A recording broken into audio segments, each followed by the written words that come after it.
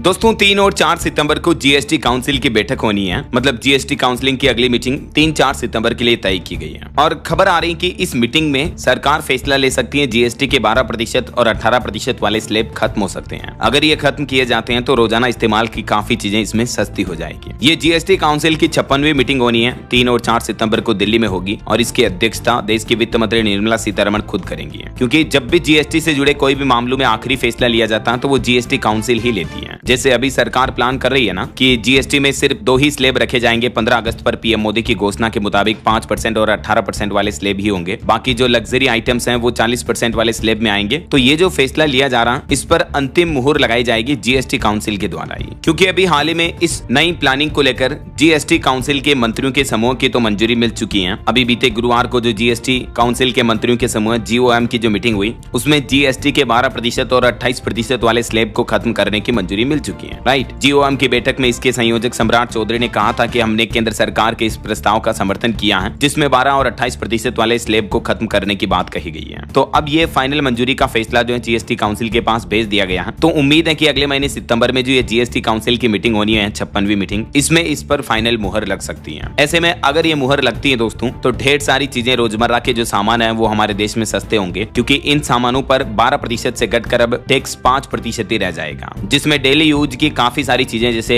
नमकीन, टूथपेस्ट, साबुन, hair oil वगैरह और भी ढेर सारी चीजें हैं। इसके अलावा जिन सामानों पर अभी 28% टैक्स लग रहा तो वो भी 18% वाले स्लैब में आ जाएंगे। तो इससे cement, beauty product, chocolate, TV, fridge, washing machine समेत कई सारे इलेक्ट्रॉनिक्स आइटम भी सस्ते होंगे। ठीक है, इसके बारे में डिटेल जानकारी मैंने आपको अभी 1-2 दिन पहले डीएलएस न्यूज चैनल पर एक अलग से वीडियो में बताई थी। तो अगर आप देखना चाहते हो तो इस वीडियो को देख लीजिएगा कि ये सब सामान सस्ते होंगे। जीएसटी पर बड़ा फैसला जो आया था जीओएम की मंजूरी वाला। तो ठीक है, बाकी जीएसटी काउंसिल की मीटिंग जो होगी सितंबर में 3-4 तारीख को, उसमें क्या क्या बड़े फैसले लिए जाते हैं उनके भी आगे के सारे